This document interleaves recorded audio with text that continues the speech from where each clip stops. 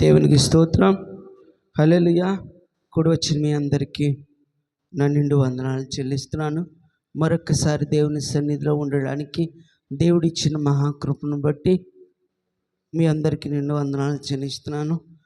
ఆయన సన్నిధిలో ఏమున్నదంటే ఒకని ఆయుస్సు, ఒకని ఆశీర్వాదము ఆయన సన్నిధిలో ఉంది. దేవునికి స్తోత్రం. ఏముందండి? ఏముంది ఆయన సన్నిధిలో? ఒకని ఆయుష్, ఒకని ఆశీర్వాదము ఆయన సన్నిధిలో ఉంది. దేవునికి స్తోత్రం.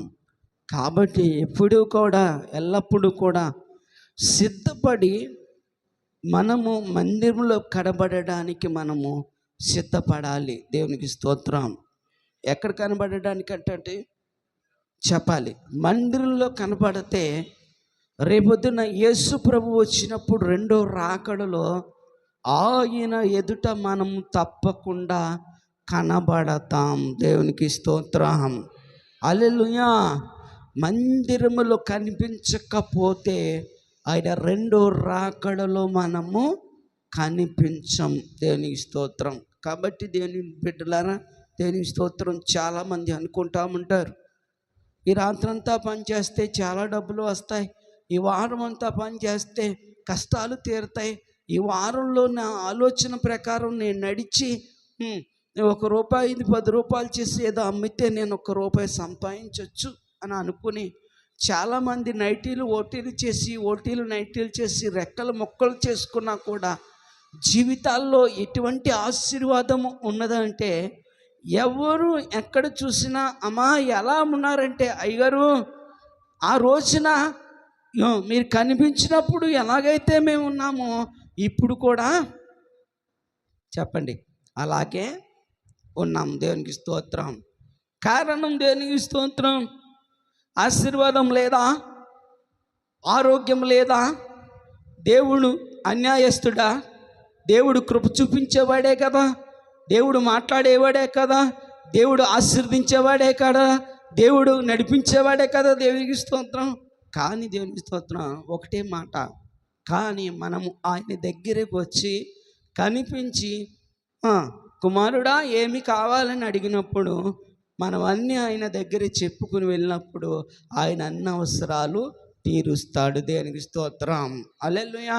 ఇంటికాడుండి శనివారం అయినప్పటికీ, ఆదివారం అయ్యేటప్పటికీ ఆయన సమయం వచ్చేటప్పుడు ఇంటికాడుండి ప్రభువా నాకు అన్నీ దయచేనా ప్రభా, ఓటీలు చేస్తాను ప్రభా, రెక్కలు మొక్కలు చేసుకుంటాను ప్రభా, నన్ను దీవించు ప్రభా అన్నావు అనుకో, నువ్వెవరు నాకు ఏమంటాడో ఏమండి అయినా తిట్టడైనా ఆయన కోపం లేదండి.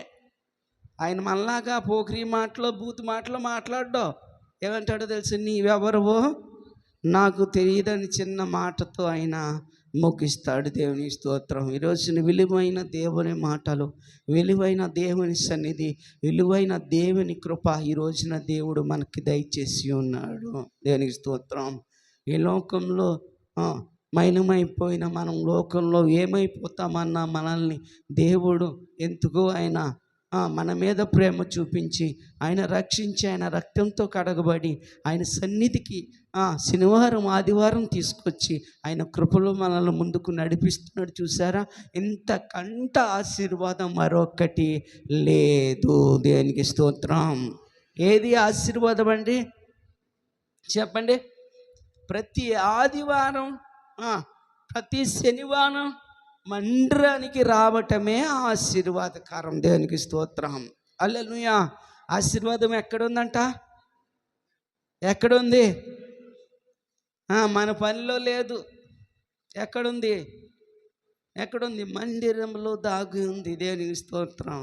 మీరు మందిరంలోకి వచ్చి నన్ను అడగండి, నేను ఆకాశ వాకిళ్ళు విప్పి పట్టజాలనంత విస్తారమైన దీవెనలు నేను కుమ్మరిస్తాను. దేవునికి స్తోత్రం.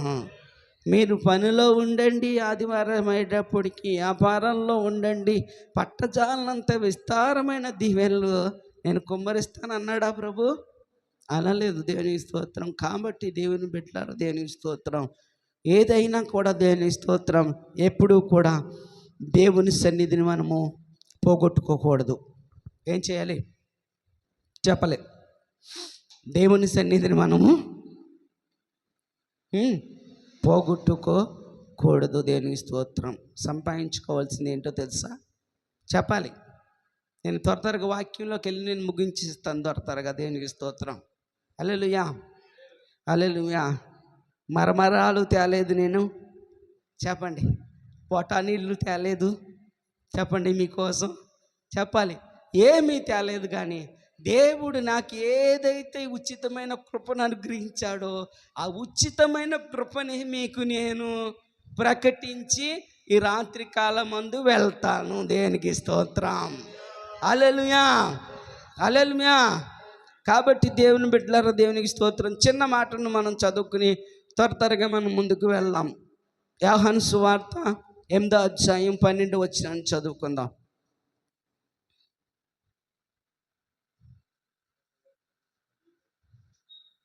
8వ అధ్యాయం 12వ వచనం. మరలా యేసు, నేను లోకానికి వెలుగును, నన్ను వెంబడించేవాడు చీకటిలో నడవక జీవపు వెలుగు కలిగి యుండునని వారితో చెప్పాను. దేవునికి స్తోత్రం. హల్లెలూయా. దేవుని బిడ్డలారా, ఈ రాత్రి కాలమందు దేవుని వాక్యం మనతో మాట్లాడుతుంది. ఏమని మాట్లాడుతుందంట? మరలా యేసు, నేను ఈ లోకానికి వెలుగును, నన్ను వెంబడించిన వాడు చీకటిలో నడవక జీవపు వెలుగు కలిగి ఉండినని చెప్పాను వారితో. దేవునికి స్తోత్రం. ఇప్పుడు మనం ఏ వెలుగు కలిగి ఉండాలంటండి? జీవపు వెలుగు కలిగి ఉండాలి. దేవునికి స్తోత్రం. ఈ లోకంలో చాలా వెలుగులు ఉంటాయి. ఏ వెలుగులు ఉంటాయండి? చెప్పాలి. ఈ బల్బు అనే వెలుగు ఉంటుంది, విద్యుత్ అనే వెలుగు ఉంటుంది, బోల్డ్ వెలుగులు ఉంటాయి. దేవునికి స్తోత్రం. హల్లెలూయా. కానీ మన జీవితంలో దేవుని సన్నిధికి వచ్చే మనము దేవుణ్ణి వెంబడిస్తే దేవుడు ఏం చేస్తాడో తెలుసా? ఆయన జీవపు వెలుగుతో మనల్ని నింపి ముందుకు నడిపిస్తాడు. దేవునికి స్తోత్రం. హల్లెలూయా. కాబట్టి దేవుని బిడ్డలారా, మొదటి మాట నేను అక్కడే చదువుతున్నాను. దేవునికి స్తోత్రం. యేసు, నేను లోకానికి వెలుగును, నన్ను వెంబడించువాడు. దేవునికి స్తోత్రం. మొదటి మాట, ఎవరు జీవపు వెలుగు కలిగి ఉంటారు? ఎవరు జీవపు వెలుగులో నడుస్తారు? ఎవరు జీవము కలిగి ఉంటారు? రేపొద్దున రెండో రాకడలో ఈ శరీరాన్ని విడిచి జీవపుతో ఆయన సన్నిధికి, ఆయన పరలోకానికి ఎవరు చేరతారో అని అడిగితే అక్కడే అంటున్నాడు, మొదటి మాట అంటున్నాడు, నన్ను వెంబడించాలి. ఏమంటున్నాడండి? ఎవరిని వెంబడించాలంట? యేసయ్యను మనము వెంబడించాలి. దేవునికి స్తోత్రం. మనం వెంబడించగలిగితే తప్పకుండా దేవుడు మన జీవితాలను ఏం చేస్తాడో తెలుసా? వెలిగిస్తాడు. ఆరిపోయే పరిస్థితులు వచ్చినా, అనాథగా చేసే పరిస్థితులు వచ్చినా, పరిస్థితులు తారుమారైపోయినా, ఆకాశంలో ఎటువంటి, భూలోకంలో ఎటువంటి ఇబ్బందులు నీకు కలిగినా కూడా అరిసయంత మేఘాన్ని ఆకాశంలోకి దేవుడు రప్పించి నేను నీ కుటుంబం మీదకి ఉంచి క్షేమముగా ఉంచి నీకు నీ కుటుంబం వెలుగుమయమైనట్లు దీవించి జీవపు వెలుగుతో కప్పుతాడు. ఏ వెలుగుతో కప్పుతాడండి? జీవపు వెలుగుతో కప్పుతాడు. దేనికి స్తోత్రం. నేను మందిరానికి వెళ్ళేవాడిని, నేను శ్వాసగా ఉండేవాడినండి. నాతో సహోదరుడు వచ్చేవాడు. ఇద్దరం కలిసి చక్కగా పక్కన కూర్చునే వాళ్ళం, చక్కగా వాక్యం వినేవాళ్ళం. వాళ్ళ అమ్మగారు మంచి విశ్వాసం అండి. విశ్వాసం అయితే మా ఇంటికి వెళ్ళగానే, గుమ్మాలోకి వెళ్ళగానే ఆవిడ త్వరగా వచ్చేసి ఇద్దరిని అడిగేది. దేవునికి స్తోత్రం. పాస్టర్ గారు ఏం చెప్పారు? వాక్యము ఏం చెప్పారయ్యా నాకు చెప్పండి అని. దేవునికి స్తోత్రం. అమ్మా ఏం చెప్తావేంటి? పాస్టర్ గారు ఇలా ఇరగదీసేశారు. ఏమనేవాడు? ఇరగదీసేశాడు. అరే ఏం చెప్పారు అడుగుతుందరా, చెప్పరా అమ్మ అంటే. దేవునికి స్తోత్రం. హల్లెలూయా. చెప్పేవాడు కాదు. కారణం ఏంటో తెలుసా? దేవునికి స్తోత్రం. వచ్చేవాడు ఎందుకు వచ్చాడు దేవుని మందిరానికి అంటే దేవుడు దీవిస్తాడు. దేవుని మందిరానికి వస్తే దేవుడు రక్షిస్తాడు. దేవుని మందిరానికి వస్తే దేవుడు అన్ని రకాలుగా దేవుడు నన్ను కాపాడతాడు. దేనికి స్తోత్రం. ఒక మాట చెప్పనా, అసలు వెలుగు లేని వాడు ఎవరో తెలుసా? దేవునికి స్తోత్రం. దేవునికి స్తోత్రం. ఒక గుడ్డివాడంట అండి, ఒక దీపాన్ని వెలిగించుకుని రోడ్డు మీద వెళ్తున్నాడంట. గుడ్డివాడికి దీపం ఎందుకండి? ఎదటి వాళ్ళకి దారి చూపించాలి, వచ్చిన మీద ఎక్కడ పడిపోతారా అని ఏం చేస్తున్నాడు? దీపం పట్టుకుని వెళ్తున్నాడు. పాపం వెళ్తుండగా దేవునికి స్తోత్రం, ఆ చీకట్లకు వెళ్ళగానే వెలుగున్నంతసేపు ఇది వెలుగుతూనే ఉంది, అది వెలుగుతూనే ఉంది. చీకట్లకు వెళ్ళగానే దీపం మారిపోయింది. ఆ సైకిలోడు వచ్చాడు, గుద్దడం గుద్దేశాడు. ఇద్దరు పడిపోయారు. పాపం పడిపోతే ఈ గుడ్డాయన అంటున్నాడు, ఒరే నాకు కళ్ళు లేవు కదరా, నీకు కళ్ళు ఉన్నాయి కదా, కళ్ళుండి మరి నన్ను గుద్దేశావు అంటే, నువ్వు చీకట్లోనే ఉన్నావు, నేను చీకట్లో ఉన్నాను. ఎవరే నీ దీపం వెలిగించుకున్నాను రా, కానీ నీ దీపం ఎప్పుడో ఆరిపోయింది. అర్థమవుతుందని నా మాటలు. మనం దేవుని మందిరానికే వస్తున్నాము, భక్తి కలిగిన దైవ సేవకుడి దగ్గరే ఉన్నాము, భక్తి కలిగిన జీవం కలిగిన వాక్యాన్ని వింటున్నాం. ప్రతిరోజు ప్రతి సాయంత్రం టీవీ ఆన్ చేసిన, సెల్ ఆన్ చేసిన, ఎక్కడ చూసిన వాక్యం విస్తారంగా ప్రకటించబడుతూనే ఉన్నది. కానీ ఆ వాక్యాన్ని నీవు వెంబడిస్తున్నావా? వెంబడించగలిగితేనే జీవపు వెలుగు కలుగుతుంది. వెంబడించగలిగితేనే రెండో రాకడలో కనిపిస్తావు. వెంబడించగలిగితేనే నిత్య రాజ్యములో నీవు ఆయన కుడి పార్శ్వాన కూర్చుంటావు. వెంబడించకపోతే వ్యర్థమే. మన సహోదరుడికి చెప్పాను, కోపంలో ఏమో మాట్లాడుతున్నాడు. ఒక్కటే చెప్పాను, సహోదరుడా నువ్వు పరలోకం వెళ్తావా నరకానికి వెళ్తావా అని అడిగాను. రమేష్ అన్న, పరలోకం వెళ్తానన్న. పరలోకం వెళ్ళేవాడు బూతులు తిడతాడా నాయన అని అడిగాను. పరలోకం వెళ్ళేవాడి కోపం ఉంటుందా? యేసు ప్రభు అలా అంటే ఎన్నిసార్లు తిట్టాలండి? యేసు ప్రభు ఏమైనా పాపం చేశాడా? మనం తప్పులు చేస్తాం చిన్నవి. ఏమైనా ఆయన ఏమైనా చేశాడా? కానీ ఏం చేశాడో తెలుసా? తన తండ్రి చిత్తాన్ని వెంబడించి భూలోకంలో చెప్పండి ఆయన ఒక జ్యోతిగా వెలిగి అనేక మంది జీవితాల్ని వెలిగించి వెళ్ళాడు. దేవునికి స్తోత్రం.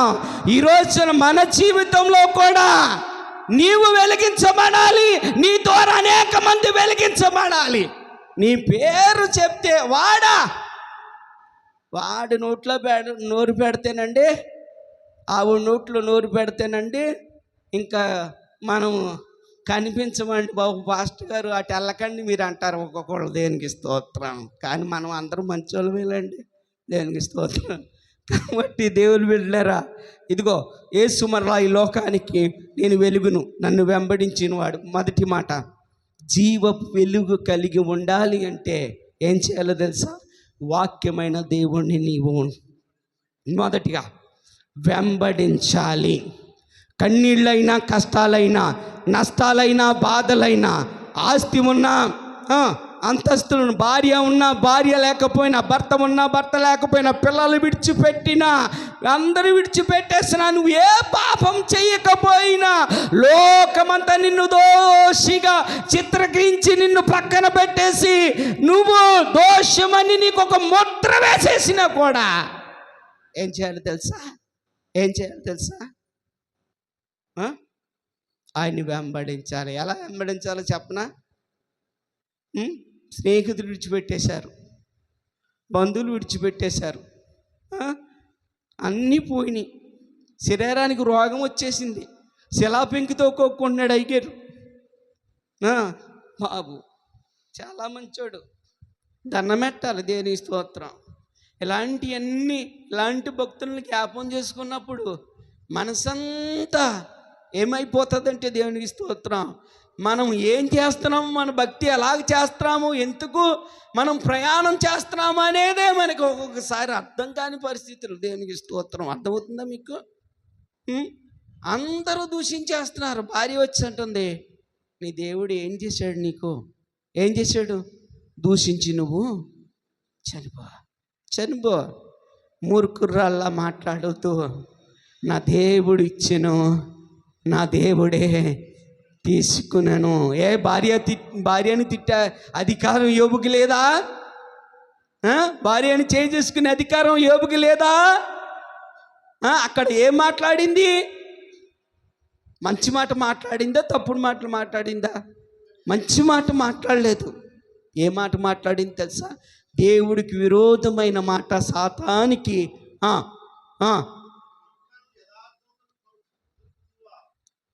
అర్థమైంది. చదవండి. దేవుని దూషించి అందుకతడు మూర్ఖురాలు మాట్లాడినట్లు మాట్లాడుచున్నావు.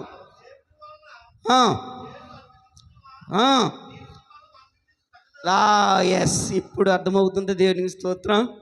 దేవుణ్ణి వెంబడించేవారు జీవపు వెలుగు కలిగి ఉండాలి అంటే అర్థమవుతుందండి. వెంబడించిన వారు కీడు అనుభవించాలి, మేలును కూడా అనుభవించేవారైతే వారికి రెండంతల ఆశీర్వాదాన్ని ఇచ్చి దేవుడు ముందుకు నడిపిస్తాడు. దేవునికి స్తోత్రం. హల్లెలూయా. వెంబడించారండి. దావీదు వెంబడించాడు. ఎవరిని చెప్పాలి? యేసు ప్రభుని వెంబడించాడు. వెంబడించి తన సాక్ష్యంలో, తన కీర్తనలో అంటున్నాడు, యెహోవా నేను వెంబడించాను. ఆయన ఏం చేశాడో తెలుసా? ఆయన వాక్యము నా పాదములకు దీపముగా ఉంచాడు. ఉంచటమే కాదు కానీ నా త్రోవకు వెలుగై ప్రతి దినము, ప్రతి క్షణము, ప్రతిరోజు నడిపించుచున్నాడు. దేవునికి స్తోత్రం. ఈరోజు మన జీవితంలో కూడా జీవపు వెలుగు కలిగి మనం ఉండాలి. మన కుటుంబంలో జీవపు వెలుగు ఎప్పుడు ప్రకాశిస్తూ ఉండాలి. చీకటి ఏ మాత్రము ఉండకూడదంటే ఎన్ని కష్టాలు నష్టాలు వచ్చినా, కీడు వచ్చినా, మేలు వచ్చినా దేవునికి స్తోత్రము చెల్లించి యోబు వలె దేవుణ్ణి మనము వెంబడించే వారి కింద మనము ఉండాలి. దేవునికి స్తోత్రం. ఎలా ఉండాలండి చెప్పండి? కీడు వచ్చినా, మేలు వచ్చినా దేవునికే స్తోత్రము, దేవునికే స్తోత్రము, దేవునికే స్తోత్రం అని మనం ఎప్పుడైతే అంటామో దేవుడు తప్పకుండా మన జీవితంలో జీవపు వెలుగును తీసుకొచ్చి ముందుకు నడిపిస్తాము. మనం వెలుగులో ఉన్నామని అనుకుంటున్నాం కానీ ఎప్పుడో మన దీపాలు ఆరిపోయి మనం చీకటిలో ప్రయాణం చేస్తాము. ఎప్పుడు తగులుతుందో తెలుసా? అవతలోడు గుద్దిన తర్వాత తెలుస్తుంది మనం ఎక్కడున్నామని. దేవునికి స్తోత్రం. బాధ వచ్చినప్పుడు మనకి తెలుస్తుంది, శోధన వచ్చినప్పుడు తెలుస్తుంది. దేవునికి స్తోత్రం. కాబట్టి ఈ రాత్రి కాలమందు మనం ఒక్కసారి తీర్మానానికి రావాలి. అయ్యా, నువ్వే లోకానికి వెలుగై ఉన్నావు కాబట్టి నిన్ను నేను వెంబడించాను అనుకో, నీవు నా కూడా వస్తావు. నువ్వు నా కూడా వచ్చావు అనుకో, నీ వాక్యమే నా పాదములకు దీపమై నా త్రోవకు వెలుగై నన్ను చక్కైన మార్గాల్లో నన్ను కుటుంబాన్ని నడిపిస్తుందయ్యా. యోబు వలె ఎన్ని శ్రమలు వచ్చినా నీకు స్తోత్రం చెల్లిస్తాను. ఎన్ని వచ్చినా, అవమానాలు వచ్చినా స్తోత్రాలు చెల్లిస్తాను. రోగమే వచ్చినా నేను నీకు స్తోత్రాలు చెల్లిస్తాను. మరణమే నన్ను చివరి దాకా తీసుకెళ్ళినా కూడా నిన్ను విడిచిపెట్ట, నిన్ను స్తుతించట నేను మానను. దేవునికి స్తోత్రం. హల్లెలూయా, హల్లెలూయా. ఏం కలుగుతాడంటే దేవుడు జీవపు వెలుగు కలిగి చెప్పండి నడిపిస్తాడు. దేవునికి స్తోత్రం. జీవపు వెలుగు అంటే ఏంటో తెలుసా? దేవునికి స్తోత్రం. మనం జీవించున్నంత కాలం ఈ లోకంలో వెలుగు ఇవ్వటమే కాకుండా మన శరీరం ఋతుతూలం అయిపోయినా కూడా ఈ ఆత్మను ఆయన పరలోకంలో తీసుకెళ్ళి యుగయుగముల వరకు జ్యోతి వలె వెలిగించేవాడు యేసయ్యే. అదే జీవపు వెలుగు. కాబట్టి ఈరోజు మనం సంపాదించుకోవాల్సింది ఏంటంటే ఆ జీవపు వెలుగును మనం పొందే వారి కింద మనము ఉండాలి. దేవునికి స్తోత్రం. హల్లెలూయా. ఆ సేవకుడు చాలా మంచి ఆయన. ఎవరండి? ఆ సేవకుడు చాలా మంచి ఆయన. దేవునికి స్తోత్రం. 40 సంవత్సరాలు సేవ చేశాడు. వారి జీవితంలో ఎంతోమంది చీకటిలో ఉన్న వారందరినీ మార్చి అనేక మందిని విశ్వాసులుగా తయారు చేసి ప్రయోజులుగా తయారు చేసి వారికి ఉద్యోగాలు లేని వారికి ఉద్యోగాలు వచ్చినట్లు దీవించి మంచి పొజిషన్లో అందరూ ఉండేలాగా రాత్రి పగళ్ళు ప్రార్థన చేస్తూ తెల్లారు లేస్తూ అన్ని విషయాల్లో తగ్గించుకుని దేవుని చిత్తాన్ని నెరవేరుస్తూ ఆయన వెంబడిస్తూ వచ్చేవారంటే దేవునికి స్తోత్రం. హల్లెలూయా.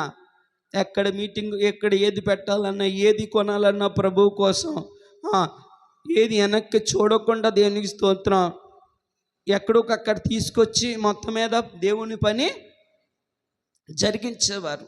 ఒకరోజు అనుకోకుండా ప్రభు పిలుపు వచ్చింది, మరణించారు పాస్టర్ గారు. మరణించేటప్పటికి ఇంటిలో చూస్తే, పిల్లలు చూస్తే, పాస్టర్ అమ్మగారు చూస్తే వారి పరిస్థితులు ఎలా ఉండిపోయినాయి అంటే చెప్పాలి. దేవునికి స్తోత్రం. చాలా చాలా చీకటి, చాలా చీకటి అనుమకు ఉండిపోయింది. దేవునికి స్తోత్రం. ఒక 10 రోజులు ఇంటికి ఎవరూ రాలేదు, కానీ 10 రోజులు దాటిన తర్వాత వాళ్ళ దగ్గర వీళ్ళ దగ్గర తీసుకున్న వారందరూ రావటము మొదలుపెట్టారు. దేవునికి స్తోత్రం. ఇప్పుడు పాస్టర్ గారు తీసుకున్న అన్ని లెక్కేస్తే దేవునికి స్తోత్రం ఎంత చీటీ అయిందండి. దేవునికి స్తోత్రం.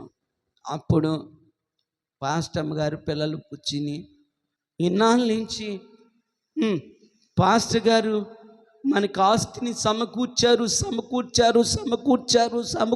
అనుకుంటున్నాం, కానీ ఏం సమకూర్చారయ్యా? ఇదిగో ఈ అప్పుల్ని మన కోసం సమకూర్చి వెళ్ళిపోయారు. దేవునికి స్తోత్రం. ఈ అప్పులు తీర్చేవారు ఇప్పుడు ఎవరు తీర్చుతారు? దేవునికి స్తోత్రం. మన దేవుడు అన్యాయస్తుడంటారా? ఆయన జీవపు వెలుపుతో నింపే దేవుడు, జీవాన్నిచ్చే దేవుడు, కృపనిచ్చే దేవుడు. మనం చనిపోయినా కూడా మనం బ్రతికించే దేవుడు, మనల్ని గణపరిచే దేవుడు, మనల్ని బలపరిచే దేవుడు, మనల్ని అన్ని విషయాల్లో మనల్ని దయపరిచి ముందుకు నడిపించేవాడు. ఏం చెయ్యాలనుకునే ఆలోచనలో పడ్డారు. కార్యక్రమం అయిపోయింది, ఆదరణ కూటమి అయిపోయింది. ఇప్పుడు సేవ నడిపించాలి. సేవలో ఏమన్నా వస్తాయంటే అంతకంతే మీకు తెలియదేముంది. దేవుని స్తోత్రం. ఇప్పుడు పరిస్థితులు ఏం చేయాలి అయ్యా ఒక్కసారి జ్ఞాపకం చేసుకోవాలి. పాస్టర్ అమ్మగారు చెప్పండి. పిల్లలు, మా పాస్టర్ గారు అయితే చేశాడు కానీ సేవ, నిన్ను వెంబడించాడు కానీ మేము మాత్రము, అర్థమైందండి, ఆసాబు ఆలోచించినట్లు ఆలోచించుతున్నారు. మేము చేయలేమయ్యా, విడిచిపెడతాం ఇంకా మిమ్మల్ని అని ప్రార్థన చేసుకున్నారు. మన్నాడు కూర్చుంటే వీరి దగ్గర నుంచి ఉన్నతమైన స్థితిలోకి వెళ్ళిపోయిన వారు చాలామంది ఉన్నారు కదండి. ఆ నోట పాస్టర్ గారు చనిపోయారు అంటే అయ్యో వెళ్ళాలి చూడాలి అని బెంగళూరులో ఉన్నవారు, అలా హైదరాబాద్లో ఉన్నవారు, అక్కడ ఉన్నవారు అందరూ కలిసి రోజుకు ఒక 5-10 మంది వచ్చి పలకరించి వెళ్ళి చేతిలో చెప్పండి కవర్లు ఎడతాం మొదలు పెట్టారంటండి. అర్థమవుతుందా ఆ మాటలు మీకు? కవర్లు ఎడతాం మొదలెట్టి పాస్టర్ అమ్మ గారు ఏం చేస్తారంటే అలవాటు కదండి, కానుకలు పెట్టిలో పే చేసి సరే చూద్దాంలే, ఏముంటే 100, 200, 500 సర్లే చూద్దాం అని అలా 10 రోజులు పలకరించి దాన్ని అయిపోయాక ఈ అప్లోళ్ళు ఎక్కువ వస్తున్నారు, అసలు అందులో ఎంత ఉన్నాయా అని చెప్పండి చూశారంటే దేవుని స్తోత్రం. అందులో మొత్తము వారు ఇచ్చిన చెక్కులేంటి మొత్తం అవన్నీ డబ్బులన్నీ పోజేస్తే 50 లక్షల దగ్గర వచ్చింది. పాస్టర్ గారు ఎంత అప్పు చేశాడో తెలుసండి? 10 లక్షలు అప్పు చేశాడు. ప్రభు ఇంకెంత ఇచ్చారండి? అన్యాయం చేస్తాడా? దేనికి స్తోత్రం. ఆయన వెంబడించిన వారు ఎప్పుడు జీవపు వెలుగే కలిగి ఉంటారు. ఆయన వెంబడించిన వారు ఉన్నతమైన స్థితిలోనే ఉంటారు. ఆయన వెంబడించిన వారు ఎప్పుడు అనాథులుగా దిక్కులేని వారుగా దేవుడు ఎప్పుడు విడిచిపెట్టడు. ఉన్నతమైన స్థితిలోనే ఉంటారు. దేవునికి స్తోత్రం. కానీ నేను మనమందరము కూడా ఒక్కటే గమనించాలి. నా దేవుడు సజీవుడు, నా మాట ఆలకించే, నా మొర ఆలకించేవాడు, నా మనవ ఆలకించేవాడు, నన్ను విడిచిపెట్టేవాడు కాదు. కాబట్టి లోకానికే ఆయన వెలుగై ఉన్నాడు. కాబట్టి ఆయన తప్ప ఏ కష్టం వచ్చినా నష్టం వచ్చినా నేను ఎవరిని వెంబడించను అని ఎప్పుడైతే నీ నడుము కట్టుకుంటావో ఆ రోజు నుంచి నీ ఆశీర్వాదం స్టార్ట్ అవుతుంది. ఏంటి ఆశీర్వాదం? ఒక 20 లక్షలు, 30 లక్షలు, 50 లక్షలు సంపాదించడం ఆశీర్వాదం కాదు. ఆశీర్వాదం అంటే ఏంటో చెప్పనా?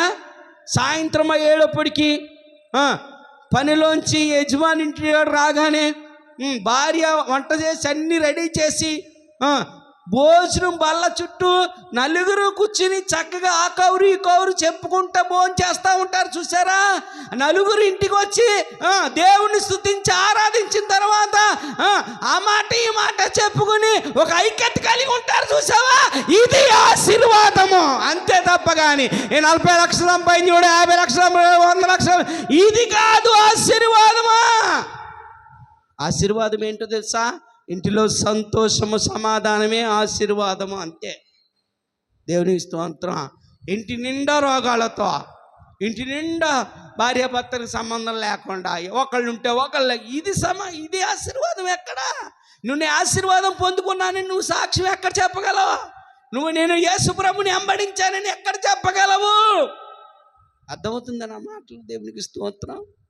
తప్పకుండా దేవునికి స్తోత్రం. రేపొద్దుట మనమందరం కూడా రెండో రాకడలో ఎత్తబోతున్నాం. జీవపు వెలుగుతో మనం ఎత్తబోతున్నాం. దేవుడు తీసుకెళ్ళబోతున్నాడు. కాబట్టి దేవునికి స్తోత్రం. వెంబడించాలి మనం తప్పకుండా. ఎటువంటి వెంబడించాలి? అలా వెంబడించాలండి. కష్టం వచ్చినా నష్టం వచ్చినా ఏదొచ్చినా కూడా ఏది అనకూడదు. అయ్యా నేను ప్రార్థన చేసినప్పుడు చెప్పండి, నలుగురము కలిసి నిన్ను స్తుతించాలి. భోజనానికి వచ్చినప్పుడు నలుగురు కలిసి నీ బల్ల మీద మేము భోజనం చేసేవారి కింద ఉండాలి. ఎంతమంది ఇవాళ నలుగురు నెలలో భోజనం చేస్తున్నామండి దేవుని దగ్గర? అర్థమవుతున్నాయి నా మాటలు? వెంబడిస్తున్నావు. ఆ కృప ఎందుకు రాలేదు? ఆ శక్తి మనలోకి ఎందుకు రాలేదు? ఆ నడిపింపు మనలో ఎందుకు రాలేదు అని అంటే దేవుడికి స్తోత్రం. మన వల వేస్తున్నాము, మనం వెంబడిస్తున్నాము, కానీ లోతైన అనుభవాల్లోకి వెళ్ళకుండా పక్క నడుస్తున్నాము. ఎక్కడ చెప్పాలి? ఎక్కడ? అసలు వెలుగైన వాడినే పట్టుకోవాలి కానీ దేవునికి స్తోత్రం. మనం ఎవరిని పట్టుకుంటున్నాం తెలుసా? మధ్యలో దేవునికి స్తోత్రం చెప్పాలి. చీకటికి అధికారైన సాతానుగాడు ఒక్కోసారి ఏం చేస్తాడో తెలుసా? దేవునికి స్తోత్రం. అటు సెకండ్ పోయినా కూడా సెకండ్ తీసుకుంటాడు మనతోటి. తీసుకుంటాడు అనుకుంటున్నారా? తీసుకుంటాడు అన్నయ్య. ఎలా తీసుకుంటాడో తెలుసా? నోటితోటి తీసుకుంటాడు, యుద్ధం చేసి తీసుకుంటాడు, హృదయాన్ని పాడు చేసుకోమని తీసుకుంటాడు. సెకండ్ ఎలా తీసుకుంటాడో తెలుసా? వాక్యానుసారంగా జీవిస్తున్నాం అనుకో, అది తప్పురా, అలా జీవించకూడదని చెప్తాడు మనకు. దేవునికి స్తోత్రం. తీసుకోవడం అనుకుంటున్నారా? సెకండ్ తీసుకుంటాడు. సెకండ్ ఎప్పుడైతే తీసుకుంటాడో మనలో ఉన్న జీవం ఏమైపోద్దో తెలుసా? దేవుని దగ్గర ఉండిపోద్ది. సాతాను గారి దగ్గర ఉన్న చీకటి మన ఇంట్లోకి, మన బ్రతుల్లోకి వచ్చేస్తుంది. దేవునికి స్తోత్రం. కాబట్టి మొదటిగా నేను ముగిస్తున్నాను. మరలా యేసు, నేను లోకానికి వెలుగును, నన్ను వెంబడించిన వాడు చీకటిలో నడకక జీవపు వెలుగు కలిగి ఉండి నేను వారితో చెప్పాను. దేవునికి స్తోత్రం. మొదటిగా జీవపు వెలుగు మనలోకి రావాలి అంటే మనం యేసు ప్రభుని కష్టాలు వచ్చినా నష్టాలు వచ్చినా యోబు వలె విడిచిపెట్టకుండా దేవునికి స్తోత్రం చెల్లిస్తూ వినయము కలిగి మనం తగ్గించుకుని ఎప్పుడైతే మనం జీవిస్తామో మన కుటుంబాన్ని దేవుడు సమాధానంతో సంతోషంతో ముందుకు నడిపిస్తాడు. దేనికి స్తోత్రం. హల్లెలూయా, హల్లెలూయా, హల్లెలూయా. రెండోదిగా దేవునికి స్తోత్రం. రెండోదిగా దేవునికి స్తోత్రం. చీకటి ఎవరికి సాదృశ్యం అండి? చెప్పాలి.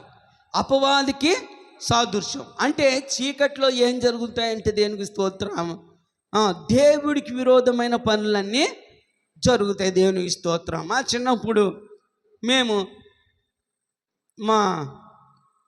మా షోకి కానీ మ్యాట్నిక్ కానీ సినిమాకి వెళ్ళామనుకోండి, ఒక్కొక్కళ్ళు సినిమా చెప్పండి 11ంటికి అయితే 11:30కి వచ్చేవాళ్ళు. దేనికి స్తోత్రం. ఆడేమో గేట్ తీసేసేవాడు. గేట్ తీసేసేటప్పటికి బయటికి వెలుగు ఏమైందండి, లోపలికి వచ్చేసి ఆ సినిమా సరిగ్గా మాకు అనేది కదా. మేము ఏం చేసేవాళ్ళం అంటే అక్కడ కూర్చొని ఒరే ఏ అండి కేకలు వేసేవాళ్ళం. దేనికి స్తోత్రం. అంటే చీకటిలో ఏం దొరుకుతుందో తెలుసా? దేనికి స్తోత్రం చెప్పాలి. చీకట్లో ఏం దొరుకుతుంది? పాపం దొరుకుతుంది. చీకట్లో ఏం దొరుకుతుంది? దేవుడికి విరోధమైనది దొరుకుతుంది. చీకట్లో ఏముంటుందంటే దేవునికి స్తోత్రం, నరకము ఉంటుంది. దేనికి స్తోత్రం. కానీ మన యేసయ్య దగ్గర ఏముంటుందండి? ఏముంటుంది? వెలుగు ఉంటుంది. ఏ వెలుగు అది? జీవపు వెలుగు. ఈ నలాకారులు మేము వదులుతాంలేండి బోల్డ్ దీపాలు మేము వదులుతాం కాళ్ళని. ఈ నలాకారికి బోల్డ్ వాళ్ళ బ్రతుకులు ఎలాగో వెలిగించబడవు. వారి బతుకులు తెల్లారేటప్పటికి మా కాళ్ళు చూస్తే ఎలా ఉంటారు. దేనికి స్తోత్రం. దీపాలు మాత్రం దేనికి స్తోత్రం. హల్లెలూయా. ఇప్పుడు దీపాలు చేస్తున్నాం. ఏం చేస్తున్నాం? ఎందాడు అదే జ్ఞాపం వచ్చి వాకింగ్ జ్ఞాపం వచ్చింది నాకు. ఏం చేస్తున్నాం చెప్పాలి. దేనికి స్తోత్రం. ఎంతసేపు ఆ దీపం కాల్లో వెళ్ళిపోయేంతసేపే వాళ్ళకి వెలుగు. తర్వాత వారి జీవితంలో చెప్పండి చీకటి. కానీ యేసు నీతో ఉంటే, యేసు నీ బ్రతుకులో ఉంటే, యేసు నీ వ్యాపారంలో ఉంటే, యేసు నీ వ్యవసాయంలో ఉంటే, యేసు నువ్వు అడుగుపెట్టిన ప్రతి ఒక్క స్థలంలో ఉంటే, అడుగుపెట్టిన ప్రతి ఒక్క స్థలాన్ని స్వాస్యంగా నీకు ఇచ్చి నిన్ను ముందుకు నడిపిస్తాడు. నువ్వేం చేయాలో తెలుసా? ఆయన వెంబడించిన నీవు చీకటిని వెంబడించక వెలుగు దగ్గరికి వెళ్ళాలి. చాలామంది ఏం చేస్తారో తెలుసా? దేనికి స్తోత్రం. 1 సంవత్సరం యేసుప్రభుని వెంబడిస్తారు, 2వ సంవత్సరం యేసుప్రభుని వెంబడిస్తారు, 3వ సంవత్సరం యేసుప్రభుని వెంబడిస్తారు, 4వ సంవత్సరం ఏం చేస్తారంటే మళ్ళీ తిరిగి రిటర్న్ అవుతారు. ఎక్కడికి రిటర్న్ అవుతారో తెలుసా? దేనికి స్తోత్రం. చీకటి దగ్గరికి వెళ్తాకి ప్రయత్నం చేస్తా ఉంటారు. కానీ వీళ్ళు ఎప్పుడు వెళ్ళిపోయారండి? సంవత్సరం క్రితమే వెళ్ళిపోయారు. కానీ ఇంకా వెళ్ళలేదని వీళ్ళు అనుకున్నారు. సౌలు ఏమనుకున్నాడండి చెప్పాలి? రాజ్యం ఇంకా నా దగ్గరే ఉంది, రాజ్యాధికారం నా దగ్గరే ఉంది, దేవుడు నాకు ఇంకా కృప చూపించాడు అనుకుంటానే ఉన్నాడు. దేవునికి స్తోత్రం. కానీ ఏం చేశాడో తెలుసా? ఎప్పుడైతే చీకటి అనుభవాల్లోకి దేన్నైతే ఊళ్ళో ఉంచకుండా బయటికి సౌలు తవరేడో, వాటి దగ్గరికి విచారణ చేయటం మొదలుపెట్టాడో, అప్పుడు దానికంట ముందే తీసేసాడు రాజ్యం. తీసి ఎవరికి ఇచ్చాడు చెప్పాలి? దావీదుకి రాజ్యము ఇచ్చేశాడు. దేవుని స్తోత్రం. ఎందుకో తెలుసా?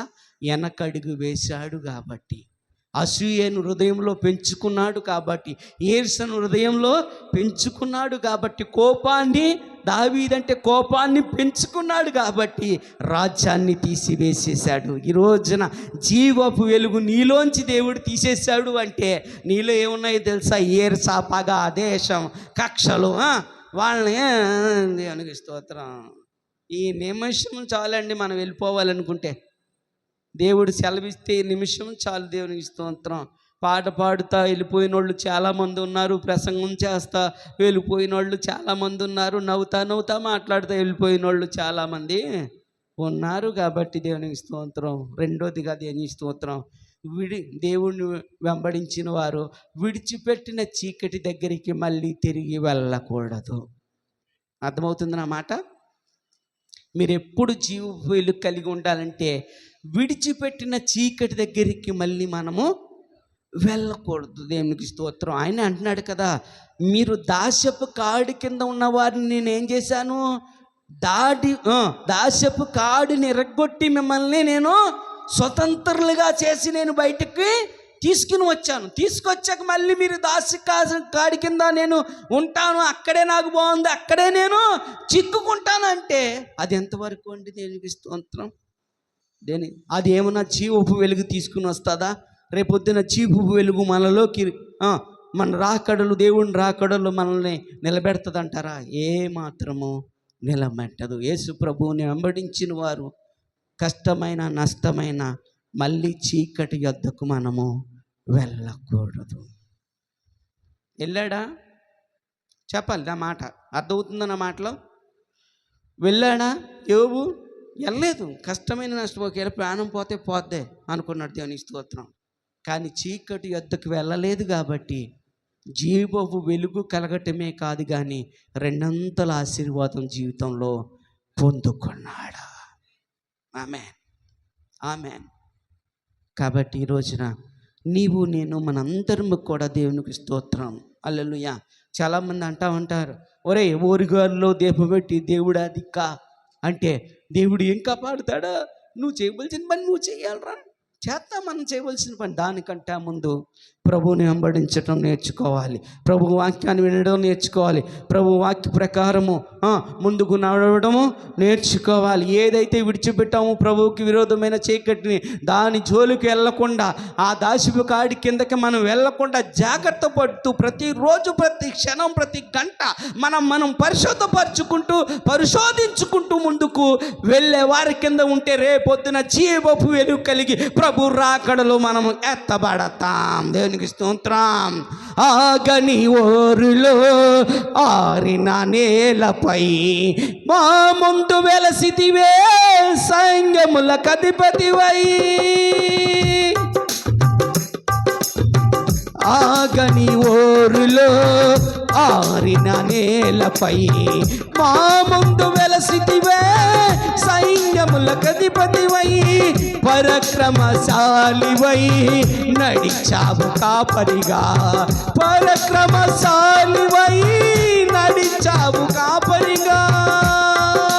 నా దీపము యేసయ్యా నీవు వెలిగించినావు, సుడిగాలిలో నైనా జడివానలోనైనా ఆరిపోదులే నీవు వెలిగించిన దీపము, నీవు వెలిగించిన దీపము, నీవు వెలిగించిన దీపము. ఆరని దీపమై దివ్యమానమై నా హృదయ కోవెలపై దీపాల తోరణమై. ఆరని దీపమై దివ్యమానమై నా హృదయ కోవెలపై దీపాల తోరణమై. చేసావు పండుగ వెలిగావు నిండుగా, చేసావు పండుగ వెలిగావు నిండుగా, చేసావు పండుగ వెలిగావు నిండుగా. నా దీపము మన యేసయ్య ఎవరో తెలుసా? మన దీపాలను వెలిగించి, మన బ్రతుకుల్ని వెలిగించి పండుగ చేస్తూ, పండుగ సంబరాల్లో మనల్ని ముందుకు నడిపిస్తూ, ప్రతిరోజు ఆనందంతో, ఆరోగ్యంతో, నెమ్మదితో, స్వస్థతతో, ఆయన కరుణతో, ఆయన వాత్సల్యము ప్రతిరోజు ప్రతిదినమని కుమ్మరిస్తూ ఆయన ఎల్లప్పుడూ మనతో ఉండి నడిపించేవాడు. ఆయన పెట్టిన దీపము ఆరిపోదా. అది సుడిగాలి అవ్వచ్చు, చట్వాన అవ్వచ్చు, ఎక్కడ పెట్టినా ఆయన పెట్టిన దీపము ఆరిపోదు. ప్రతిరోజు పండుగ. నువ్వు చీకటి అనుభవాల్లోకి వెళ్ళకుండా కష్టమైన నష్టమైన నిర్ణయాన్ని కట్టుకోగలిగితే ప్రతిరోజు దీవెనే, ప్రతిరోజు ఆశీర్వాదమే, ప్రతిరోజు ఎక్కడికి వెళ్ళినా కూడా నీకు జయమే దేవుడు అనుగ్రహించి ముందుకు నడిపిస్తాడు. ఎంత మంచి దేవుడు మనకున్నాడు కాబట్టి ఇశ్రాయేలుని కాపాడువాడు. అమ్మా కునుకడు నిద్రపోడు. ఆయన మనతోనే ఉన్నాడు కాబట్టి దేవునికి స్తోత్రం. మరలా యేసు, నేను లోకానికి వెలుగును, నన్ను వెంబడించిన వాడు చీకటిలో నడవక జీవపు వెలుగు కలిగి చెప్పండి ఉండినని వారితో. దేవునికి స్తోత్రం. మొదటిగా ఆయన్ని మనం వెంబడించాలి. రెండోదిగా చీకటిని మనము విడిచి పెట్టాలి. దేవునికి స్తోత్రం. మూడోదిగా దేవునికి స్తోత్రం, జీవపు వెలుగు మన జీవితంలో మనము ధరింప చేసుకోవాలి. ఏ వెలుగునండి? జీవపు వెలుగును మనము ధరింప చేసుకోవాలి. అంటే అర్థమేంటో తెలుసా? దేవునికి స్తోత్రం. మనము సరిదిద్దుకుని, దేవునికి స్తోత్రం, హల్లెలూయా హల్లెలూయా, సరిదిద్దుకుని మన ప్రాణం మనల్ని విడిచిపెట్టినా కూడా, దేవునికి స్తోత్రం, ఈ దేహము, ఈ శరీరం మనల్ని విడిచిపెట్టినా కూడా చెప్పండి, ఆత్మ మాత్రము చెప్పండి జీవము ఆయనతో వెళ్ళినట్లు సిద్ధపరచుకోవాలి. ఏం పరచుకోవాలండి? చెప్పాలి. జీవపు వెలుగుతో మనము సిద్ధపరచుకునే వారి కింద మనము ఉండాలి. దేవునికి స్తోత్రం. కాబట్టి దేవునికి స్తోత్రం. ఇప్పుడు దేవుడు ఈ మూడు మనం సిద్ధపరచుకున్నాము. దేవుడు మన దీపాన్ని ఇప్పుడు ఏం చేశాడండి? వెలిగించాడు. వెలిగించక ఏం చేశాడు? జడివానలోనైనా ఎక్కడైనా ఆయన వచ్చాడు, మనల్ని కాపాడాడు, మన జీవితాల్లో పండగ చేస్తున్నాడు, ఆశీర్వదిస్తున్నాడు, చక్కగా ముందుకు మనల్ని నడిపిస్తున్నాడు. మరి నడిపిస్తున్నాడు కదండి. యేసుప్రభు ఇంత ఆశీర్వాదం ఇచ్చారు కదండి. మరి ఈ దీపం మరి ఏం చేయాలి? జాగ్రత్తగా ఆరిపోకుండా చూసుకోవాలి. 10 నిమిషాల్లో ముగిస్తాను నేను. ఏం చేయాలి? ఈ దీపాన్ని మనము చెప్పాలి, ఆరిపోకుండా కాపాడుకోవాలి. కరెంటు వేసుకోవటం గొప్ప కాదు, ఏసీ బిగించుకోవటం గొప్ప కాదు, కారు కొనుక్కోవటం గొప్ప కాదు, దాన్ని నెల నెల పోషించి కాపాడుకోవటం గొప్ప. దేవునికి స్తోత్రం. హల్లెలూయా హల్లెలూయా. ఏముందండి, ఒక 50,000 కడితే కారు ఇచ్చేస్తాడు. ఎంతసేపు అండి? దేవునికి స్తోత్రం. హల్లెలూయా. దేవుడు తీసుకోవాలనుకున్నాడు అనుకోండి, చెప్పండి, ఒక్క నిమిషం కూడా పట్టదండి. దేవునికి స్తోత్రం. ఒక్క సెకండ్ కూడా పట్టదు. దేవునికి స్తోత్రం. ఆ యేసు ఎంత మంచోడు. దేవునికి స్తోత్రం. ఎందుకంటే ఎవరు పట్టించుకోపోయినా ఆయన మాత్రం నన్ను శుభ్రంగా పట్టించుకుంటున్నాడు ఈ మధ్యన. అబ్బబ్బబ్బబ్బబ్బా, చాలా సూపర్ అనమాట. దేవునికి స్తోత్రం. హల్లెలూయా హల్లెలూయా. ఎంత మంచి దేవుడు అంటే దేవునికి స్తోత్రం. హల్లెలూయా. ఈ లోకంలో పుట్టి ఈ హైందువుల కుటుంబంలోంచి దేవుడు నన్ను ఎందుకు రక్షించాడు అని ఇప్పుడు అర్థమవుతుంది. దేవునికి స్తోత్రం. హల్లెలూయా. ఎంత మంచి దేవుడు తెలుసండి. దేవునికి స్తోత్రం.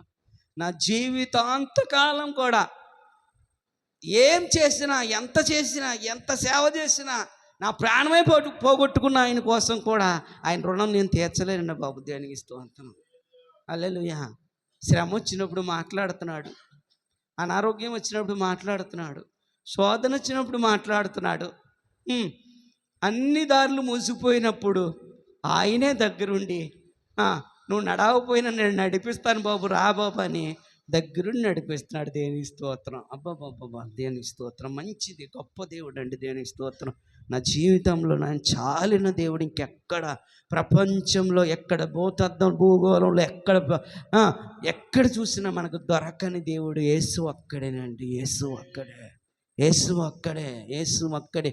యేసు అనే మాట వినగానే ఒళ్ళంతా కూడా, ఆత్మ అంతా కూడా ఆయన మాట ఎత్తగానే దేవునికి స్తోత్రం పరవశించి ఏం చేస్తుందో తెలుసా? దావీదు అంటాడు కదా, జనులు, నేను యెహోవా మందిరానికి వెళ్తానని జనులు నాతో ఉన్నప్పుడు నా హృదయం ఏం చేస్తుందంట? ఉప్పొంగి మార్చివాడు. దేవునికి స్తోత్రం. హల్లెలూయా.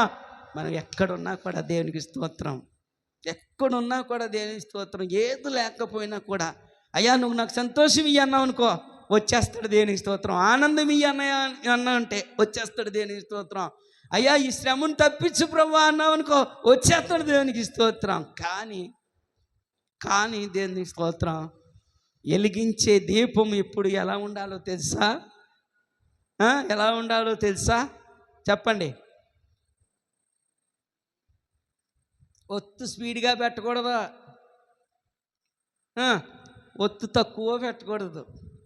మన ఇంటికి ఎంత ఇల్లు కావాలో అంతవరకే దాన్ని ఉపయోగించాలి. మనం ఏం చేస్తామో తెలుసా? చైనా బల్లులు అంటున్నాం మనం.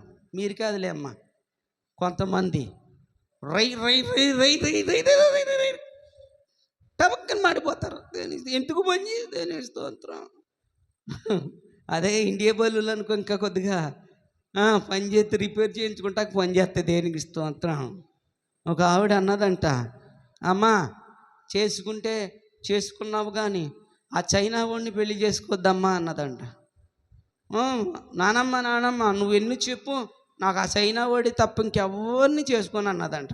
చేసుకొని కర్మ అన్నదంట. పిల్లాడు పుట్టాడంట, 3 నెలలు పోయాక ఏదో కొద్దిగా అనారోగ్యం వచ్చి చనిపోయాడు. చనిపోతే ఏడుతుందంట. ఏడితే నానమ్మ వచ్చంట ఈ అని అవుతుందంట. ఇదేంటి కొడుకు పోయి నేను చచ్చి ఏడితే నానమ్మ నువ్వు నవ్వుతున్నావు ఏంటంటే, నేను చెప్పాను కదే చైనా వాడిని పెళ్లి చేసుకోవద్దు, ఆడు వస్తువు ఏదైనా గ్యారంటీ ఉంటుందని చెప్పాను కదా. 3 నెలలు దాకా ఉన్నదంటే ఇంకా అదృష్టవంతురాలే నువ్వు. దేనికి స్తోత్రాలు. ప్రభువు కూడా లేకపోయిన సార్లు మనకి ఉపమాన రీతిగా వాక్య రీతిగా దేవుడు మనల్ని దర్శించి చెప్తూ ఉంటాడు. దేనికి స్తోత్రం. మనం ఏం చేస్తామంటే నిర్లక్ష్యంగా మొత్తం ఉంది కదా, నూనె ఉంది కదా అని ఏం చేస్తామంటే దేవుని చెప్పండి, ఆడు బండి పెట్రోల్ కొట్టించుకున్నాడు, అప్పుడే కొనుక్కున్నాడు. ఆ పెట్రోల్ అయ్యేదాకా ఆడు ఏం చేస్తాడో తెలుసా? ఆ జేబులో డబ్బులు అయ్యేదాకా రాత్రి అంతా తిరుగుతూనే ఉంటాడు. అప్పుడే ఆడికి అమ్మమ్మ గ్యాప్ వస్తుంది, అప్పుడే నానమ్మ గ్యాప్ వస్తుంది, అప్పుడే చిన్నాళ్ళు గ్యాప్ వస్తారు, అప్పుడే బాబాయిలు గ్యాప్ వస్తారు. అప్పుడు దాకా ఎవరు గ్యాప్ ఉన్నాడు వీడికి. నేను స్తోత్రం. ఎందుకంటే వీడికి తెలుసా, ఆ బండి చూపించాలి వీడు వెళ్ళి. నేను స్తోత్రం. నేను ప్రయోజకుడిని అయ్యానండి. నేను స్తోత్రం. 3 నెలలు వచ్చేటప్పటికి ఫైనాన్స్ కూడా వస్తాడు, అటుకుపోతాడు.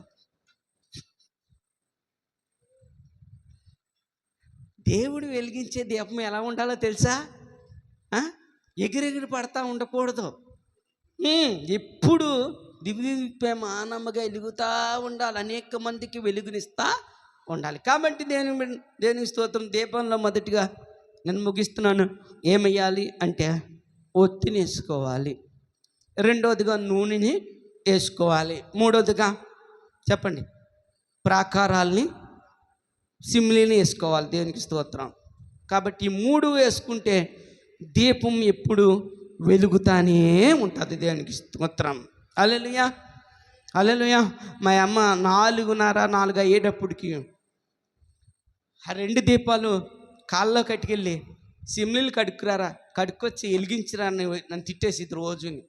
నాకు ముడ్డు బాగుందనుకోండి, బాగానే కడుక్కొచ్చి సిమ్లీలు పెట్టేవాడిని. లేకపోతే రేవులో కావాలని పగలగొట్టేసి చేజారిపోయిందమ్మా అనేవాడిని. 4:30 సిమ్మిలే 5 రూపాయలు ఇచ్చేది, అందులో 10 రూపాయలు కొనుక్కొని వచ్చేవాడిని. దేవునికి స్తోత్రం. అదవుతుందా?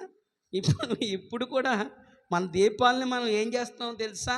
దేవుడు చక్కగా వెలిగించి నూనెనిచ్చి ఒత్తినేసి చక్కగా ప్రాకారాలుగా పెట్టి చక్కగా ఉండండి రా బాబు అంటే దేవునికి స్తోత్రం. ఏం చేస్తున్నాం తెలుసా? దేవునికి స్తోత్రం. తగ్గింతున్నాం, పెంచుతున్నాం, తగ్గించి నాశనం చేసి దేవుని స్తోత్రం. కాబట్టి ముందరగా మన దీపాన్ని మనం కాపాడుకోవాలి. జీవపు వెలుగు కలిగి అది ఎప్పుడు ఉండాలి, రాకడలు మనం ఎత్తబడాలి అంటే దీపానికి ఎప్పుడు ప్రార్థననే ఒత్తిడిని మనం వేసుకుంటా ఉండాలి. ఏం చేయాలండి? ప్రార్థననే ఒత్తిడిని మనము ఉదయము, మధ్యాహ్నం, సాయంకాలం అందు సమయము దొరికినప్పుడల్లా దేవునికి స్తోత్రం ఏం చేయాలండి? ప్రార్థననే ఒత్తిని దీపం కొరకు మనము తయారు చేసుకునే వారి కింద మనము ఉండాలి. దేవునికి స్తోత్రం. హల్లెలూయా. ఏ ప్రార్థన అండి? చెప్పాలి.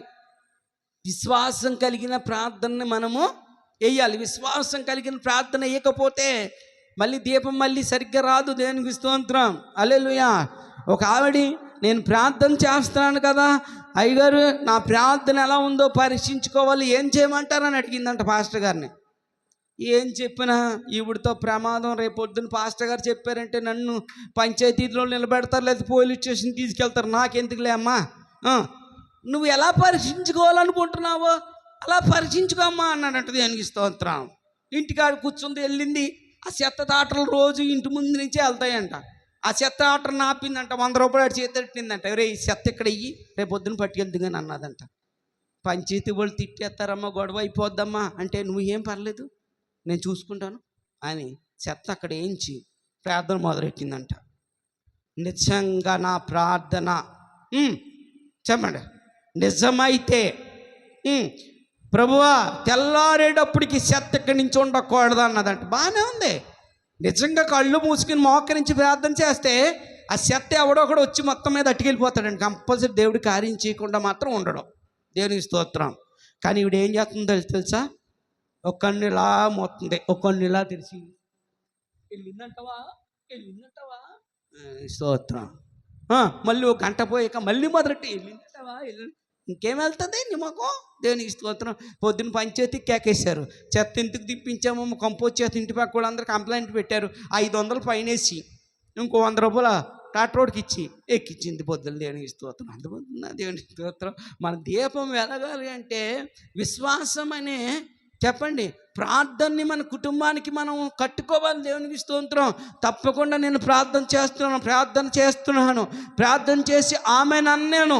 ఆమెను అనకముందే నా దేవుడు కార్యము చేస్తాడు, నా దీపాన్ని వెలిగిస్తాడు అనే విశ్వాస సంబంధమైన ప్రార్థనని మన దీపానికి ఒట్టుగా మనము చెప్పండి సిద్ధపరుచుకోవాలి. దేవునికి స్తోత్రం.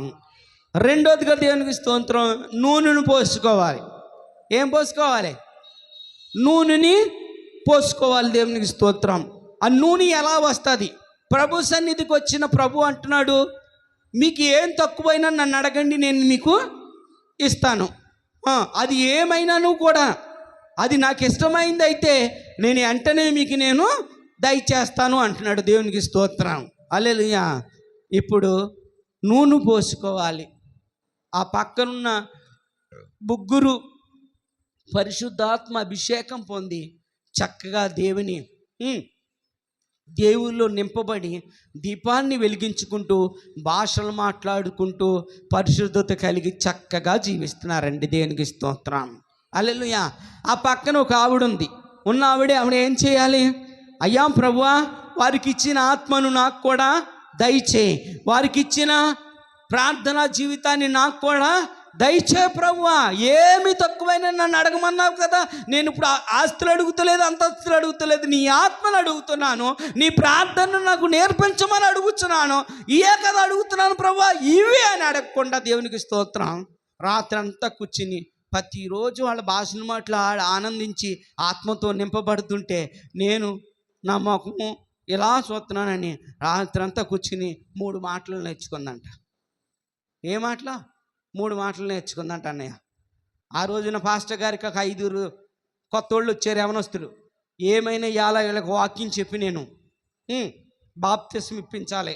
వాక్యం అయ్యేటప్పుడు కానీ పాస్టర్ గారు పాపం ప్రార్థన పూర్వకంగా ఉన్నాడంట. లేచి నిలబడి ఆరాధన చేసుకుందాం అన్నాడంట.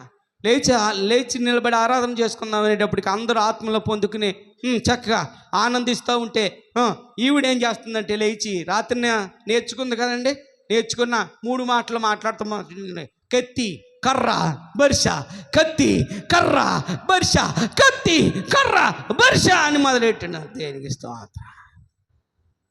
వీళ్ళ కొత్తోళ్ళు 5 వచ్చారు కదనయ్య.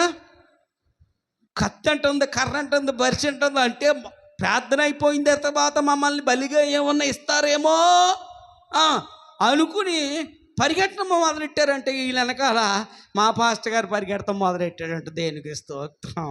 అర్థమవుతుంది చాలామందికి దీపాన్ని ఎలా వెలిగించుకోవాలో తెలియక దేవునికి స్తోత్రం ఉన్న దీపాన్ని పాడు చేసేసుకుంటున్నారు. దేవునికి స్తోత్రం.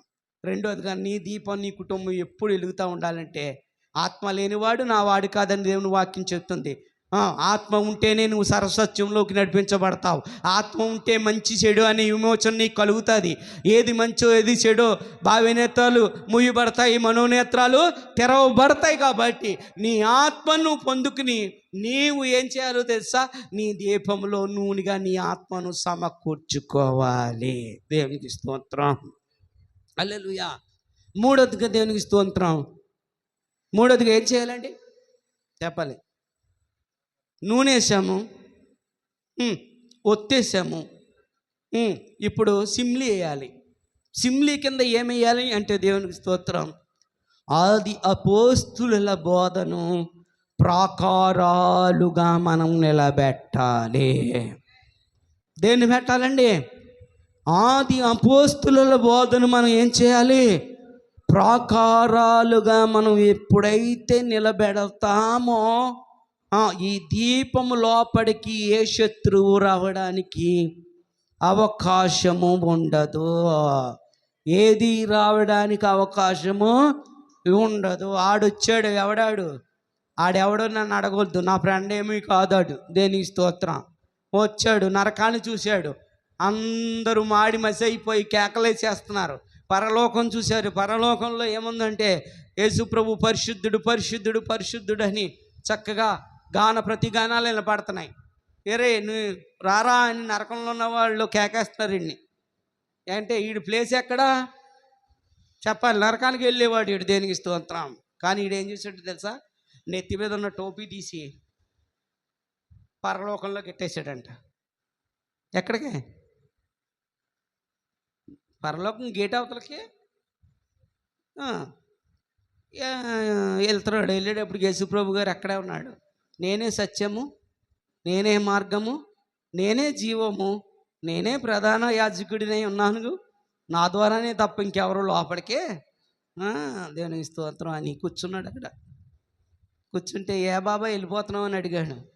యేసుప్రభు గారు, నేను దానికి వెళ్తలేదండి, ఉండటానికి నా టోపీ లోపల పడిపోయిందండి, తెచ్చుకుందామని వెళ్తాను అనే. కాదు, టోపీ అడ్డం ఇటుకు లోపల ఉండిపోదాం అనుకుంటున్నాడు అండి. దానికి స్తోత్రం. చాలామంది చర్చికి వెళ్తే పరలోకం వెళ్ళిపోతాము, ఆ మందిరానికి వెళ్తే వారం వారం మేము ఆశీర్వించబడిపోతాం, జీవం వెళ్ళిపో అన్నీ వచ్చేస్తాయి అనుకుంటారు. దేనికి స్తోత్రం. రావు రావు రావు రావు దేనికి స్తోత్రం. ఏం చేయాలి? ఆది అపోస్తుల బోధను నీ హృదయములో కట్టబడాలి. ప్రతి వారం కట్టబడతా ఉండాలి, ప్రతి వారం కట్టుకోతా ఉండాలి, ప్రతి వారము నువ్వు దానిలో పరచబడతా ఉండాలి. అప్పుడు అన్నారంట లోపల, నా పరిచారకులు నా పిల్లలు చాలామంది ఉన్నారు, ఒరే నీ టోపీ ఈ టోపీ బయటికి ఇసిరేంట్రా అన్నాడంట. ఇసిరేసేటప్పటికి ఈ టోపీ పెట్టుకుని ఇంకెక్కడికి వెళ్తాడు? ఇంకా దేవుని ఇస్తున్నాం హల్లెలూయా. కాబట్టి దేవుని ఎక్కడి నుంచి తప్పించుకుంటామంటే రేపొద్దున దేవుడి ఉగ్రత నుంచి ఎవ్వరు తప్పించుకో. రాజువైనా అధికారివైనా ఎవరైనా నువ్వు దేవునికి స్తోత్రం ఎవరు తప్పించుకుంటారు అంటే చెప్పండి, ప్రార్థన అనే ఒత్తి కలిగిన వారు తప్పించుకుంటారు. పరిశుద్ధాత్మని నూనెని నింపుకుని దీపాన్ని రెడీ చేసుకుని వారు తప్పించబడతారు. మూడవదిగా ఆది అపోస్తుల బోధన ప్రాకారాలుగా ఎవరైతే కట్టుకుంటారో, అందులో నిలబడతారో వారు మాత్రమే రక్షించబడతారు. రేపు రాకడలో వారు మాత్రమే ఎత్తబడతారు. ఇప్పుడు ఈ దీపం ఉన్న వాళ్ళే ఎక్కడ జీవిస్తారండి? చీకట్లోనా వెలుగులోనా? జీవపు వెలుగులో జీవిస్తారు. కాబట్టి యేసు మరలా అంటున్నాడు, మరలా యేసు, నేను లోకానికి వెలుగును, నన్ను వెంబడించేవాడు చీకటిలో నడవక జీవపు వెలుగు కలిగి ఉండినని వారితో చెప్పాను. జీవపు వెలుగు మనలోకి రావాలి. మన దీపాన్ని దేవుడు వెలిగించాలి అంటే మొదటిగా ఆయన్ని వెంబడించాలి. రెండోదిగా చీకటిని విడిచి మనం వెలుగులోకి రావాలి. వచ్చిన మనము మూడోదిగా వెలిగించిన దీపాన్ని ఏం చేయాలండి? కాపాడుకోవాలి. కాపాడుకున్న దాన్ని ఏం చేయాలంటే చెప్పండి, ప్రార్థననే ఒత్తుతో, పరిశుద్ధాత్మనే నూనెతో, మూడోదిగా ఆది అపోస్తులనే ప్రాకారాన్ని సిమ్మి వేసుకుని చక్కగా మన జీవితాన్ని జీవపు వెలుగుతో ఆయన రెండో రాకడలో ఎత్తబడినట్లు మనం సిద్ధపడదాం. దేవుడు మహాకృప నిండుగా మెండుగా ఉండి మనందరినీ ముందుకు నడిపించునుగాక. అమ్మ, అర్థమైందా? అర్థమైపోయిందా? అయ్యిందండి, అయిపోయిందా? అయ్యిందా? దేని స్తోత్రం. అవితే మోకరించి చిన్న ప్రార్థన మీ అందరి కోసం, చిన్న ప్రార్థన మీ అందరి కోసం, చిన్న ప్రార్థన. రాత్రి కాళ్ళ ముందు దేవుడు మనందరితో మాట్లాడి ఉన్నాడు. నన్ను వెంబడించిన వాడు చీకటిలో నడవక జీవపు వెలుగు కలిగి ఉండినని యేసు చెప్పినట్లు ఈరోజు మనము కూడా, అయ్యా ఇదిగో నిన్ను వెంబడిస్తానయ్యా, నాకు జీవపు వెలుగు ఇవ్వే తండ్రి, నా కుటుంబానికి జీవపు వెలుగు ఇవ్వండి, సమాధానమనే వెలుగు, సంతోషమనే వెలుగు, ఆరోగ్యమనే వెలుగు, ఆనందమనే వెలుగు, రెండో రాకడలో నీ ఎదుట నిలబెట్టే వెలుగు కలిగి నేను ఉండాలయ్యా. నీ వచ్చినప్పుడు నేను, నా కుటుంబం, నా పిల్లలు వెలుగుతూ ప్రకాశించబడాలి స్వామి. అటు ధన్యత, అటు కృప మా జీవితాలకు మాకు ఈ రాత్రి కాలమందు మీరు దయచేయండి స్వామి, దయచేయండి. మీరు మాట్లాడిన ప్రతి ఒక్క మాటకై స్తోత్రాలు. ఎన్ని శ్రమలు వచ్చినా, ఎన్ని ఇరుకులు వచ్చినా, ఎన్ని ఇబ్బందులు వచ్చినా యోబు వలె స్తుతి స్తోత్రము చెల్లిస్తూ నిన్ను వెంబడించి రెండంతల ఆశీర్వాదం పొందుకుంటాము. కానీ నా ప్రభువా, ఇదిగో దాసిపు కాడి కిందకి ఏ కాడినైతే ఎరుక్కొట్టావో ఆ చీకటి కాడికి మేము వెళ్ళము తండ్రి. నాయన మేము నాయన పరిశుద్ధపరచుకుని నా ప్రభు కష్టమైన నష్టమైన చీకటిని విడిచిపెట్టి వెలుగులో నిన్ను వెంబడించి నీతో కూడా నడుస్తావయ్యా. మూడోదిగా, నువ్వు సిద్ధపరిచిన వెలిగించిన మా దీపాలను నా ప్రభువా రెండో రాకడలో నా ప్రభువా ఇదిగో జీవపు వెలుగు కలిగి ఉండినట్లు నా ప్రభువా, అది ఎప్పుడు వెలుగుతూ ఉండునట్లు నా ప్రభువా మేము కాపాడుకుంటామయ్యా. ప్రార్థననే ఒత్తిని వేసుకుని, పరిశుద్ధాత్మనే నూనెను వేసుకుని నా ప్రభువా అయ్యా, ఆది అపోస్తులనే సిమ్లీ ప్రాకారాలని నా ప్రభువా ఇదిగో ప్రతి దినము వాక్యాన్ని నా ప్రభువా ప్రాకారాలుగా నిలబెట్టుకుని అందులో మేము నివాసం చేస్తామయ్యా. మా దీపాన్ని వెలిగించు, మా పిల్లల దీపాన్ని వెలిగించు, మా కుటుంబ దీపాన్ని వెలిగించయ్యా. ఆశీర్వాదం అంటే ఆస్తులు సంపాదించటం కాదే. ఆశీర్వాదం అంటే మిద్దులు మేడలు సంపాదించడం కాదు. ఆశీర్వాదం అంటే జీవపు వెలుగు కలిగి ఉండటమే. కుటుంబం అంతా సమాధానంతో ప్రార్థన చేయటం, కుటుంబం అంతా సమాధానంతో ప్రభు బలారాధనలో పాలు పొందడమే. కుటుంబం అంతా ఆయన మాట విని ఆయన మాట చొప్పున బ్రతకటమే ఆశీర్వాదకరం.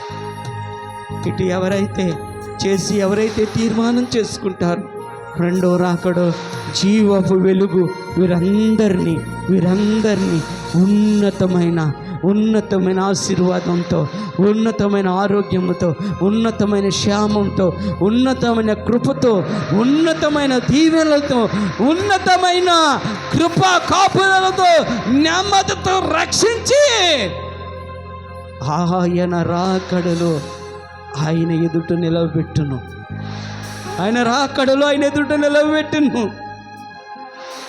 చూద్దామా సమయము,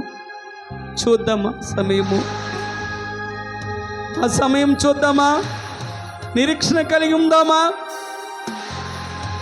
ఇక లోక బంధాలు మరచి నీ ఎదుటే నేను నిలచి, నీవిచ్చు బహుమతులు నే స్వీకరించి నిత్యానందముతో పరవశించు వేళ ఏమవుతునో నేనేమవుతునో అయ్యా. అటువంటి నిరీక్షణ, అటువంటి కృప, అటువంటి ధన్యత నా ప్రభా అయ్యా మాకు దయచేయి ప్రభా. పరిశుద్ధుల విందులో, సవాసం విందులో అయ్యా, నీ రాజ్యంలో నీ కుడిపార్శాన నా ప్రభా మేము ప్రకాశించాలయ్యా. ఒక రోజున మేము కనబడాలయ్యా, మా కుటుంబాలన్నీ కనిపించబడాలయ్యా, మా పిల్లలందరూ మా తరాలన్నీ కనిపించబడాలయ్యా. కృప చూపించండి, కరుణించండి, కటాక్షించండి. లోకము ఎంతగా వేధించినా, ఎంతగా నిందించినా, ఎంతగా దూషించినా నా ప్రభువా, మేమేం తగ్గించుకోవడానికి కృప చూపించండి. మేమేమో నా ప్రభువా నీకు విధేయులుగా మారడానికి కృప చూపించండి. అన్ని విషయాల్లో తోడుగా ఉండండి. ఎత్తబడిన వాక్యం అర్థం అవ్వకుండా ప్రతి ఒక్క హృదయాల్లో నీరు కట్టి ఫలింపచేయండి. ఆశీర్వదించండి. వచ్చిన వారిని ప్రతి ఒక్కరి కుటుంబాలను దీవించండి. ఇప్పటి వరకు మమ్మల్ని నిలబెట్టి వాడుకున్నందుకే నీకు వందనాలు చెల్లిస్తున్నాను. అలాగే నీ సేవకులు ఆదామన్న కుటుంబాన్ని కూడా జ్ఞాపకం చేసుకుని ఆయన చేస్తున్న పరిచయం దీవించండి. పాస్టమ్మ గారికి ఆరోగ్యం ఇవ్వండి. ఇచ్చిన కుమారుడు కుమార్తెను కూడా జ్ఞాపకం చేసుకుని కుమారుడు చేస్తున్న సేవలో తోడుగా ఉండండి. కుమార్తె చదువుతున్న చదువులో తోడుగా ఉండి అన్ని విషయాల్లో మీ కృపా కాపుదల నెమ్మదిని అనుగ్రహించి రాత్రికాలం ముందు ఎంతమందితో వాక్యం ఉన్నారో తండ్రి, అందరి జీవితాల్లో జీవపు వెలుగు కలిగి వారి జీవితాలు వెలిగించి ఆశీర్వదించి సమాధానంతో సంతోషంతో ఆరోగ్యాలతో అన్నిటితో నింపి నీ కృపా కాపుదల నెమ్మదిని అనుగ్రహించి మాలో నైక్యకార్యాలన్నీ క్షమించి నీ కృపలో భద్రపరచమని యేసుక్రీస్తు నామములో అడుగుచున్నాను పరమ తండ్రి. ఆమేన్, ఆమేన్.